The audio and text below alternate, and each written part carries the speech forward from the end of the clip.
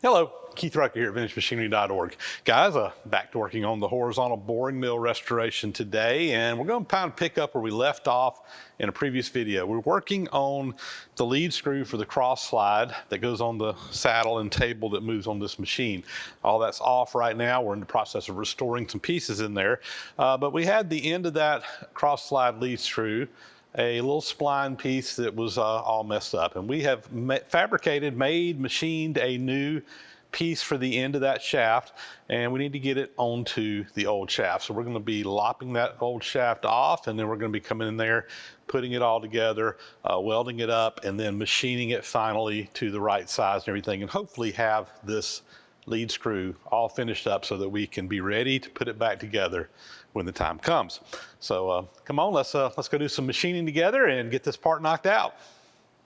So this is the original lead screw end that we're going to be working on, and as you can tell, this whole end has just been totally messed up. This is what the spline should look like, and this is where a handle fits up on to be able to crank it, and all this end was just stripped off of it.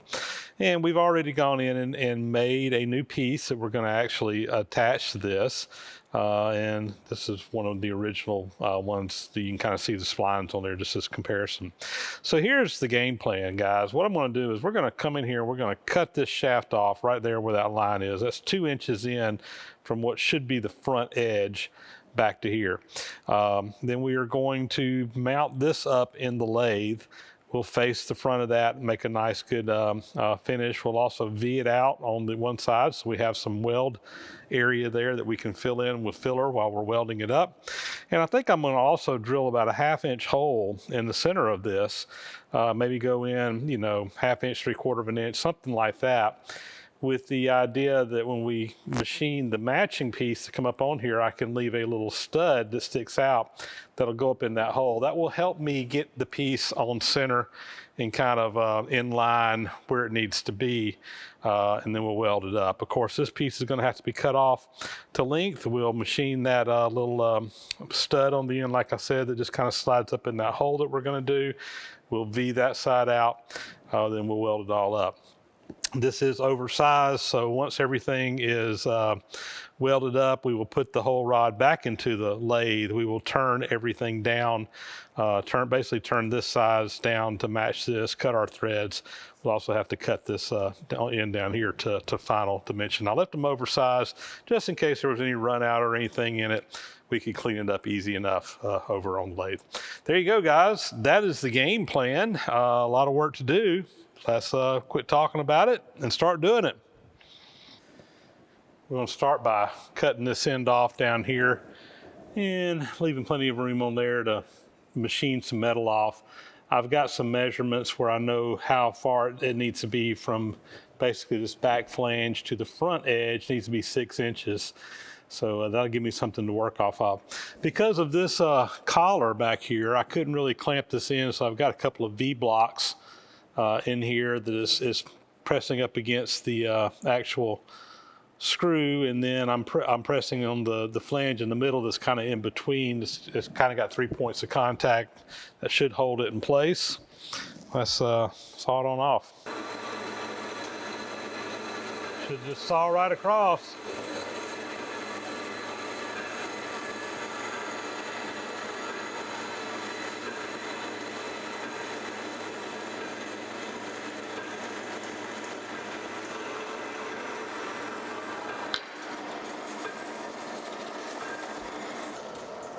Interesting, we've already got a hole up in there. Looks like when they repaired this before, they drilled and put this center tab up in there. But I don't think that's original, but we're gonna basically replicate that. We'll probably bore that out to make sure it's true. But yeah, interesting. Well, I thought I'd show you, I have the lead screw in the lathe, and we're pretty much taking up the whole bed of the lathe here to do this. I think I'm going to have enough room to finish this job up, but it's going to be close. But if not, I can always run out to the museum and use the big Lodge and Shipley out there. It's got a longer bed on it, so got a plan B if we need to. So the hole that's in the end down here is a 5/8 inch hole. And what I did is I just put a piece of 5/8 inch stock into a chuck here and lined up my steady rest so that all this is running true. And with just running on the chuck here, I mean, I can tell I have virtually zero run out in this original shaft, so I feel pretty good. We got this supported with the steady rest. I'm going to back the piece out here. We're going to face that end, and then we'll probably go ahead and drill it a little bit deeper. Right now it's only about 1/4 of an inch deep in there, and I want to have a little bit more of a hole for that thing to register in, so we'll just extend that hole on in there. All right, let's see if we can get it done.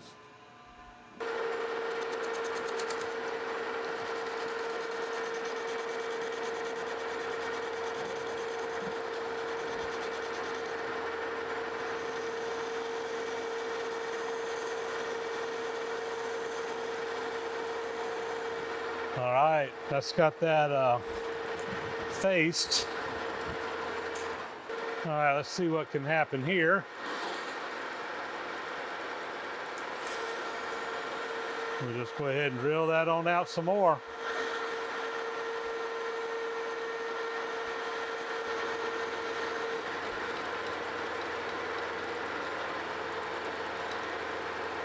I think that'll be plenty deep enough.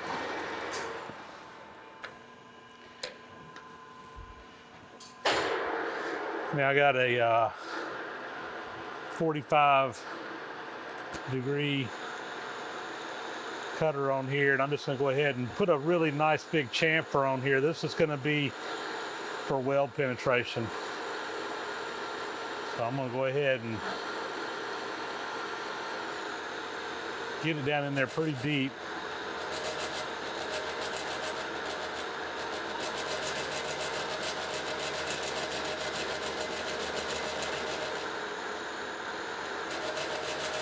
That's pretty good. That should give me plenty of weld penetration there when we weld the other piece on. All right, I think we've got our machining done to this shaft for now. We need to go ahead and get our matching piece machined to butt up against it. So I've got my little stub piece that we're going to weld on here mounted up in the lathe. I've decided to put it in the 4-jaw chuck, and I've already come over here and indicated this in. Got it in well under 1/1000ths run out, which I'm perfectly happy with. So what it's turning backwards, so the spline is kind of up underneath the jaws, and the little piece coming out of the end is up inside the chuck. This is the back side, the side that we're going to weld. And what I need to do is I need to turn it down where I got 2 inches from the shoulder back here in the back up to this shoulder here, and then this needs to be turned down to 5/8 of an inch in here. That's going to fit up into that hole that we drilled into the bottom of the lead screw to kind of help index where it goes. So that's where we're at. We're over on the lathe and we're ready to turn this out. All right, I'm just going to go ahead and start turning. I'm going to have to part that end off, so I'm not too worried about facing the end of it right now. I got a line in there roughly where I need to go, so we'll just go on down to it.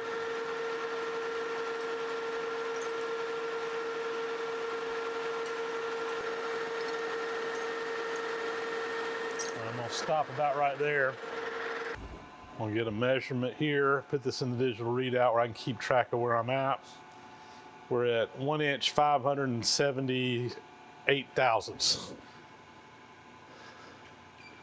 1.578, enter. All right, that'll kind of let me keep track of where I'm at. We're going down to 5/8, which is 625.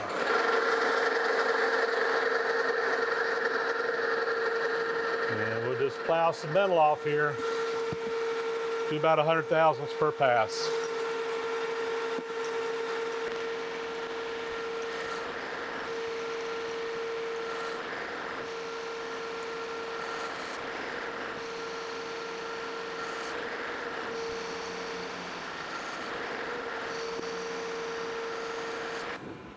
All right, we're going to stop right there So I got about 10, 20, about 35 thousandths to come off of there. But that part is hot. We're gonna let it cool down because the thermal expansion can cause that measurement to be off. So I want this to be a pretty tight fit. So we'll let it cool down, come back over here and finish this up in just a little bit. All right, we've cooled down to room temperature. Didn't take very long on that thinner cross section, but let's see where we're at now. This is about 657. We're going to 625, so we got about 30 thousandths to take off still. So what I'm going to do is we come in here, I'm going to touch off again.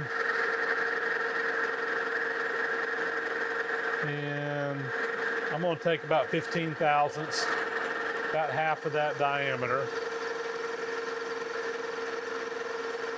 True it up.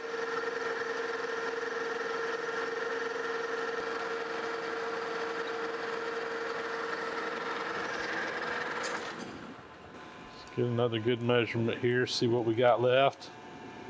So I need 15 more thou. Just going to dial that in.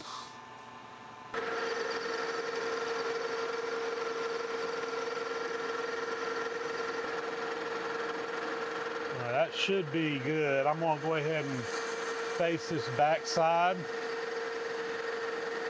So we have a nice square shoulder there. And I got a parting tool here. I'm going to come in here and just touch off on this back corner. I'm going to zero my Z-axis on the digital readout. And we want this to be 5/8 deep. So I'm going to go to 625 right there. And we'll part it off.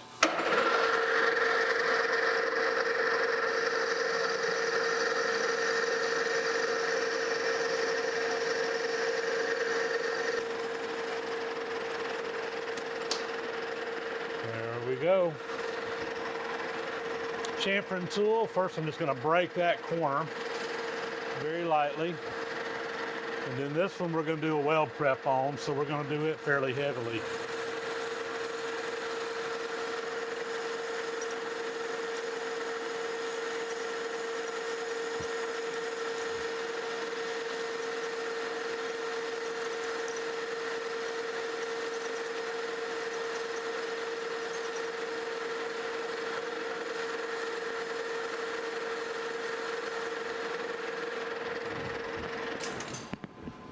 All right, that should be ready to put on our piece and weld up. Let's see how we did. Here's our shaft and here's our new end that we want to put on there. And that fits right up in there. That pin should hold it in place. We'll have to figure out a way to get it clamped from the end real good and then weld this up so that it stays pretty true. And of course, once we get done, we'll turn it all down to size. This end is oversized, and as is this stub down here. So that'll be the final step. All right, I like that. I think we're making progress here. You can kind of see what was on here before. Well guys, before I get started welding, I thought I'd go ahead and show you my setup that I came up with here. So I got my lead screws sitting on some V-blocks where I can fairly easily just kind of turn this thing by hand and rotate it over here on the end. And to kind of get me started, at least getting this thing tacked in place, what I have done is I've got this mega square from Fireball Tools kind of just buttoned up against the end of it. That just kind of holds it in place. I'm gonna probably have to kind of hold it in there while I tack this in place to get it started. And once I get it kind of tacked in place, we'll move this out of the way and just weld it up. But I think this is gonna work. Now notice here, I've got a piece of welding cable, just some copper cable, and I've stripped off about 1 foot of it and I wrapped it around the threads on this. This will hopefully help me keep good contact with my ground. I've got it hooked over here to the ground. The ground's also hooked into the table, so we've got ground on everything, but hopefully this will kind of help make sure we keep good ground while we're doing this. It's going to be extremely important to do that.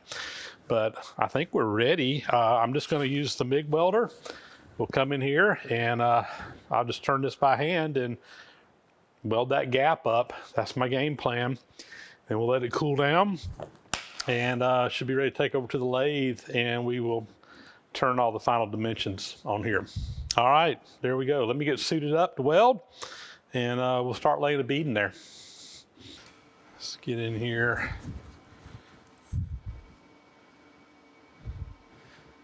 All right, I'm going to start by just tacking this in place in a couple of places.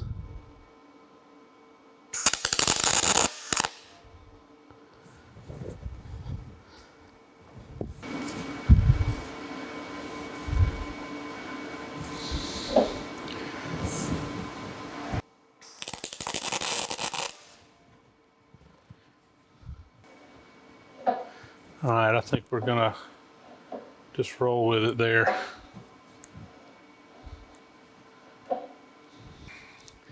It looks like we got a nice tight fit around it. I'm happy with how that looks. Make sure we're starting good and clean in there.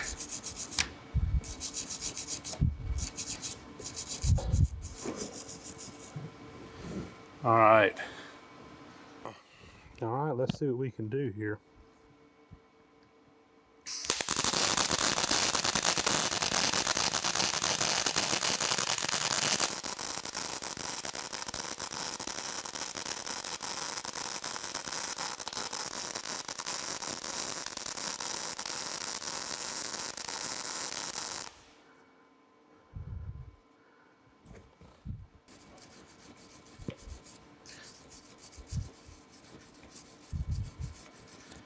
I see a few places where I probably need to put a little bit more weld in, but I think we pretty well got it. All right, just going to touch it up in a couple of places.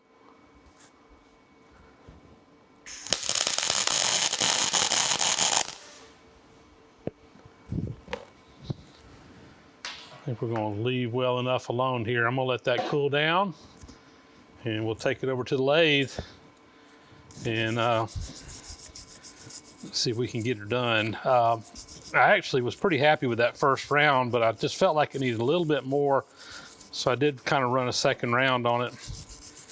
Hope I didn't do more harm than good there.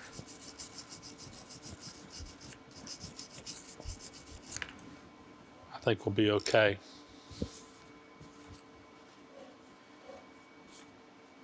All right, we'll let that cool down. We're set up over here in the lathe with the new part on here, and I've got my steady rest back on here, and as I was fully anticipated, this end down here did not weld on perfectly straight. It's got a little bit of wobble in it, and it's got a little bit of run out, which is why we made the part oversized so that we could turn it down to final size once it's on here. Now, because we have some run out, and because I do want to use that center on the end, I'm going to have to clean this center hole up because it's not running true right now. So I just got a piece of high-speed steel in here. We're going to come in. I've got my compound set to 60 degrees, and we'll just go in there and kind of clean that up on the inside, and hopefully that'll allow that center to come in there and run true, and we can turn the rest of this out. Let's knock her out. I'm just slowly pulling that cutter out, making it a little bit larger on that inside.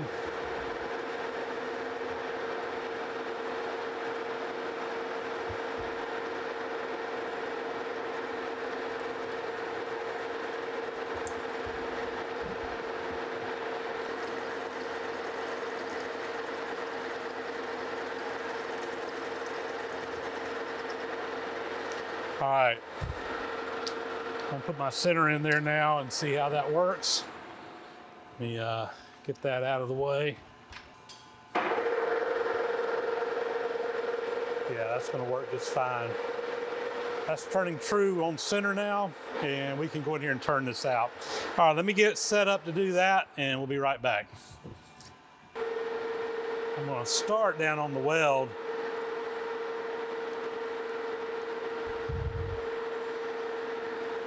and just kind of work my way, kind of whittle it down a little bit.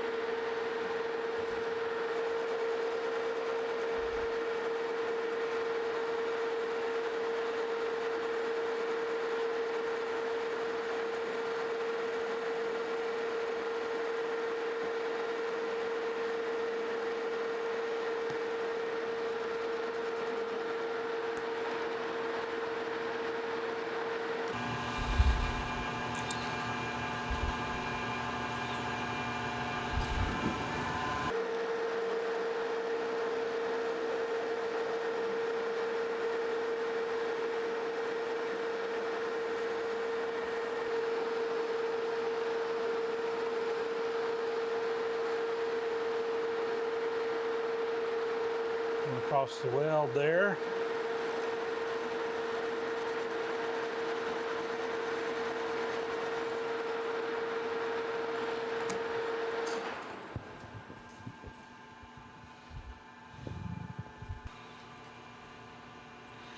All right, that's measuring right on. I think I'll just take some emery and kind of polish that up a little bit.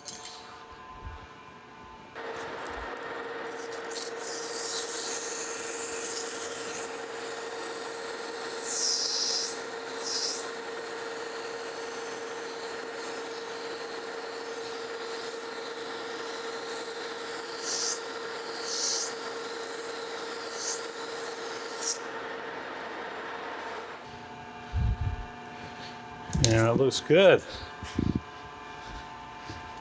I'm having to get a little bit creative. I'm down here working on the very end of the lathe, and I didn't have enough room to run my cutter out all the way without running into the tailstock, so I had to flip everything around. Instead of working on the front side, I'm working on the back side, but I think it's going to work fine here. We're just going to real carefully take some light cuts and get this knocked out. Also, I had to take the steady rest out because it was just going to be in the way.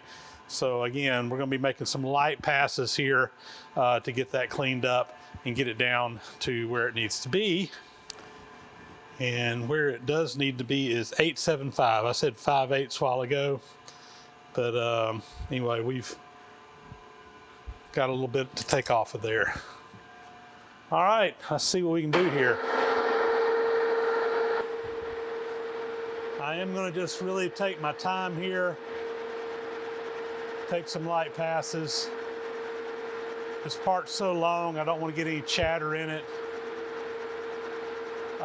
With that steady rest out, it'd be easy for that to happen. So we'll just take our time,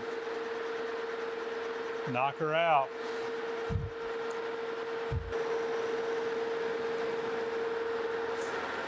Starting to get a little chatter there. Let me see if I can tighten that up right there. Yeah. Doing it again.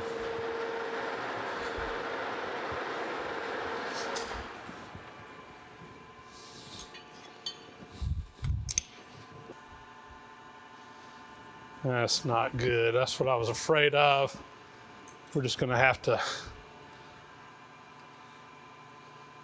Still got about 15 more thou or 25 more thou to take out of there. Let me take a really light pass here.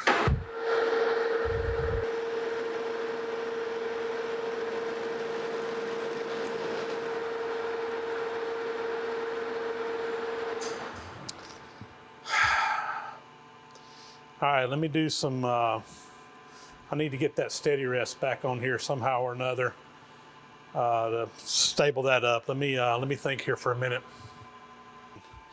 All right, I have rearranged my whole setup here a little bit and using a different cutter and rearranging the position of the compound. I've got my steady rest back in here and we're gonna try this again. So I'm gonna come back in, touch off on this, and we're just going to take a real light pass, cut down through there, and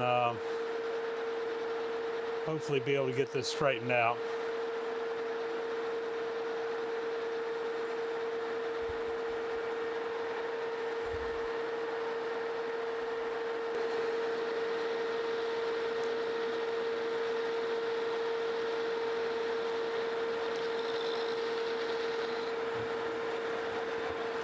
All right, that looks a lot more promising.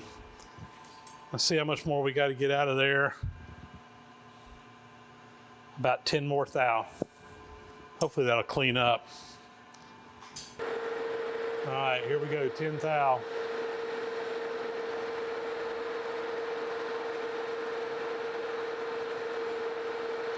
Left one little mark in there, but probably just going to be what it is. I've still got about 5 more thou I can take out of it, so I'm going to go ahead and do that. All right.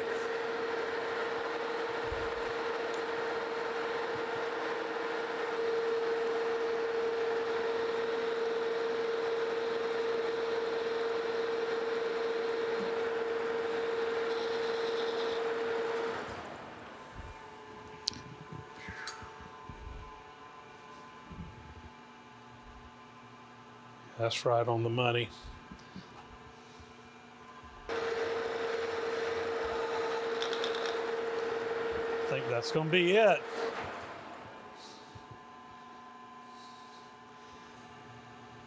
Yeah, we're about a thou or 2 under, which is going to be perfect for this part.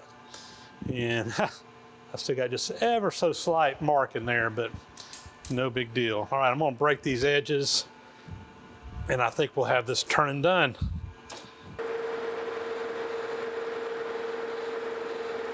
Put a pretty good sized chamfer on that one.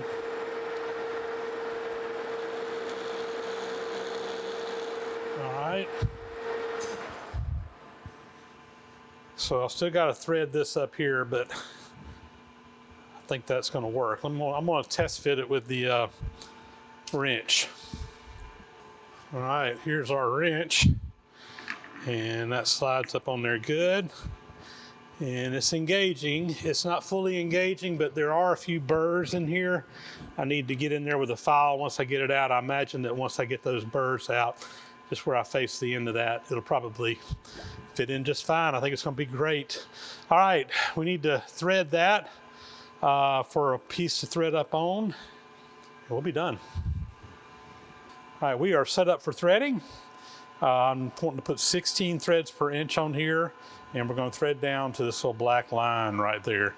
And I think everything's set up and ready to go. So let's come in here till I touch off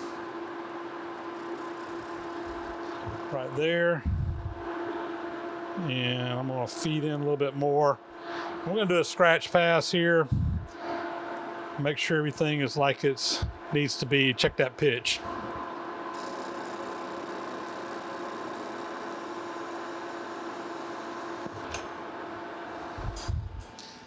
So I use my thread pitch gauge to verify, and we are right on the money. Very good. Let's put those threads in there. Lube it up a little bit. Back to 0. We'll give it about 5 more thou on the depth. Wait for a number to come around over here on the dial.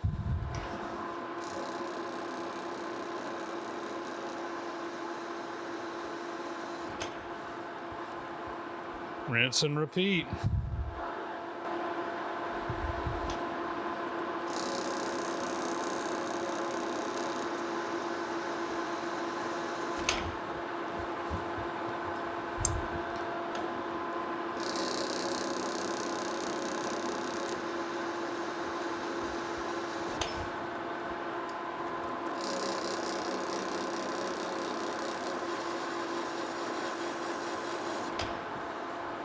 All right, let's try that.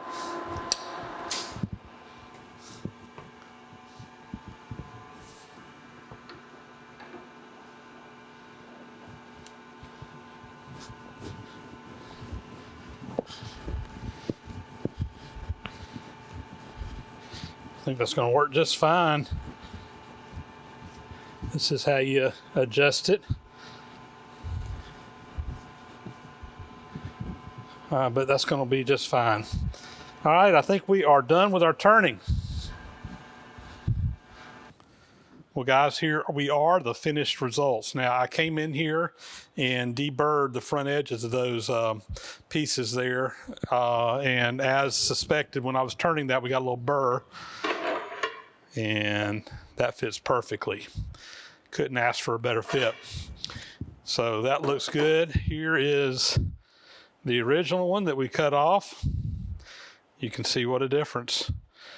Mainly in that we have enough engagement here in the front to actually grab that. Now the way this will work is this dowel screws up on here. There's a bracket on the front of the table that's kind of sandwiched between this. There's some thrust bearings in there. Then you basically tighten this up until you get it nice and snug.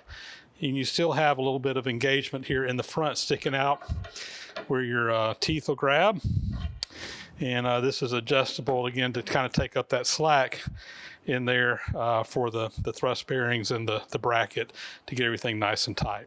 But we have got this thing exactly like we want it.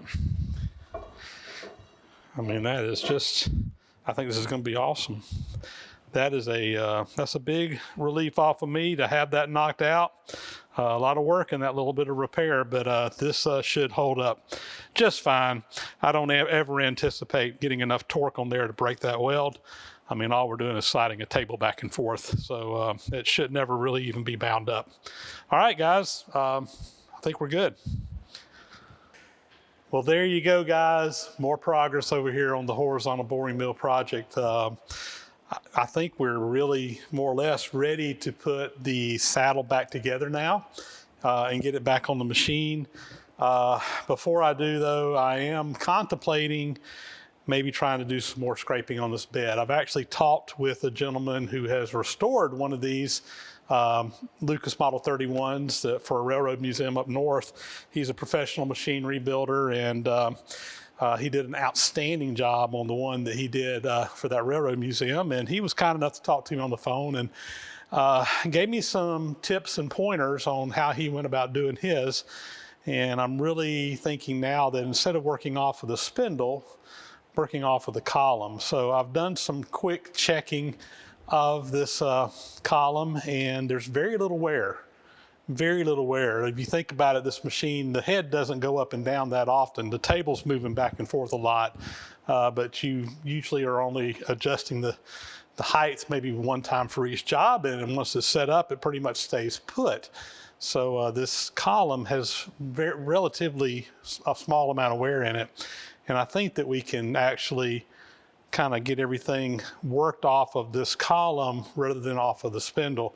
And we can work on getting the spindle restored at a later date. That's going to be a fairly involved project, but I'm still kind of looking at my options and kind of playing around with some stuff out here, but I'm really thinking about, as long as I got the table off, if I can go ahead and get the bed scraped in and get it scraped in true to the machine, now would be the time to do it. Really wasn't my initial plan, but anyway, that's where I'm leaning right now. I got a little bit more homework to do, but that's kind of where we're at. So guys, that's going to be a wrap on this one. As always, thank you so much for watching. Please do subscribe to the channel if you haven't already. Thumbs up, comments, greatly appreciated. Hit that bell icon to get notifications when new videos are posted. And as always, a big thank you to my Patreon supporters and other supporters of the site, because we truly could not do everything that we do out here without all of your help and support. And with that, guys, we are going to sign off. We'll catch you on the next video.